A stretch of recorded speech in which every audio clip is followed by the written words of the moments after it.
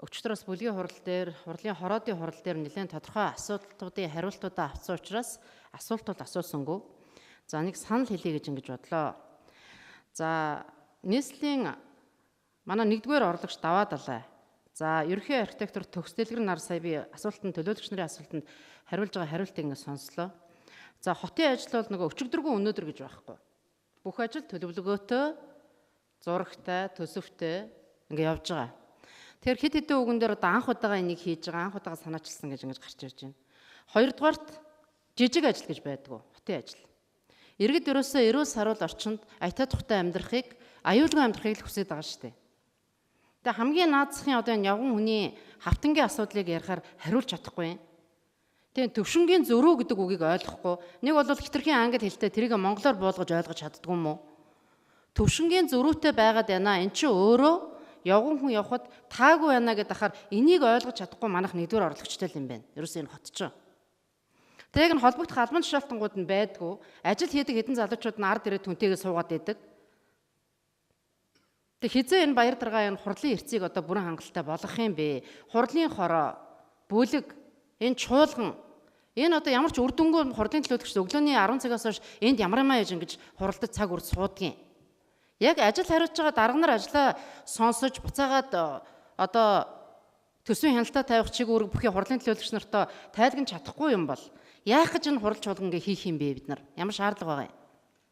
Тэгээ нэг юм асуухаар нэг нь байхгүй. Нөгөөх нь асуухаар нөгөөх нь байхгүй. Мэдээж хэрэг энэ хотын энэ том асуудлыг ганцхан орлогч, ганцхан архитектор, ганцхан одоо 2-р орлогч гэдэг юм ингэж хийн гэж байхгүй. Тэгээ одоо сүүлийн үед ер нь ингээ хараад тахад маш их энэ дэлгэцэр эрэл хийдэг, гадуур алхдаг, хүн загнадаг энэ одоо бүр хэрэгсэрсэн. А яг одоо нөхдүүдээ тэр Чингэлтэй дүүргийн 1, 2, 3 дугаар хорооны одоо явган завхтангийн замаар алхаад үзээрэй. Хуулаа ицсэн тэр чигтээ. Одоо ингээд шөндөө асах градустай хонжин хизээ тэр дүүрж хизээ болох юм. Хийж байгаа ажил чинь 2, 3хан ажилчаад. Маш хүүтэн нойтонд хүнд чулуу өргөөд ингээд гүйцэтгэл байхгүй ингээд зогсож байдаг.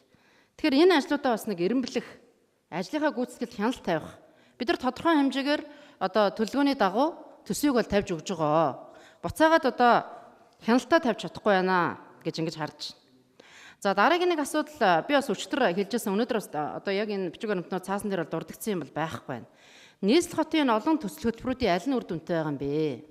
Ямархуу одоо шаттай явагдаж байгаа юм? Эренбэлсэн юм уу, эренблээгүй юм уу? Хэдэн төрний зарлага орлого гараад байгаа юм? Энийг бас бид нар эргэж харах ёстой. За дараагийн нэг асуудлын томоохон төслүүд хэрэгжүүлнэ л гэдэг байгаа. За ТЭЦ 5 гэж ярьж байгаа, метро гэж ярьж байгаа, Таранбай гэх мэтчлээ. Болсон хүчний нөөц хаа байгаа вэ? Бэлтгэж байгаа юм одоо бодлого манай дээр байна уу? Тэгэд маш юм сул дорой нэг юм ажлаа мэдээд байгаа юм шиг мэдэхгүй байгаа юм шиг ерөнхий хариултаар ингээ хариулах юм.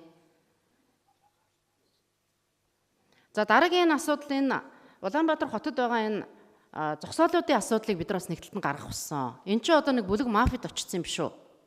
Зүгээр одоо нэг хэдэн пүрүүстэй залуучууд пос машин бууж барьж ирэл одоо төлбөрөө авдаг. Жохон юм ярих юм бол бүхэл бүтэн Монгол Улсын ерөнхийлөгчийн тамгын газраас энэ 3 машины зогсоол чөлөөлөд өгөөч гэхээр өөдөөс оромжилдаг. Төвийн одоо зогсоолууд чинь ийм болсон шүү дээ дарганараа. Миний санахын одоо энэ төгсөлгөр архитектор энэ зогсоолын асуудал дээр стандарт гаргана, нэлээд одоо бодготой төлөвлөлтөй ажиллана гэдэг өнгөрсөн 4 жил тэгээдсэн санагдаад бах юм. Яг одоо нөхцөл байдал чинь ямар явж байгаа юм бэ? Ингээ бид нар нэг гинтхэн өнөөдөр гинтхэн баахан дарганаар энэ тэндээс гараад ирсэн юм шиг юм яриа болмоор байна. Энд чинь өчтөр яригдж яасан, урдны жилүүд яригджсэн ажлууд. Тэгээ энэ ажлуудыг хамгийн гол нь үр дүнтэй байлгамаар шүү дээ.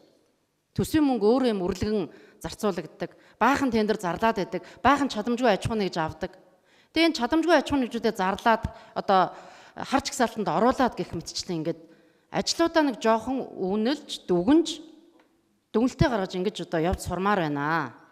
За мэдээд залуу улсууд одоо амбицтай энэ тэнд очих хүн дарга 1-р орлогч гэж байгаа одоо хүмүүс загнах энэ төр гойлодог баг.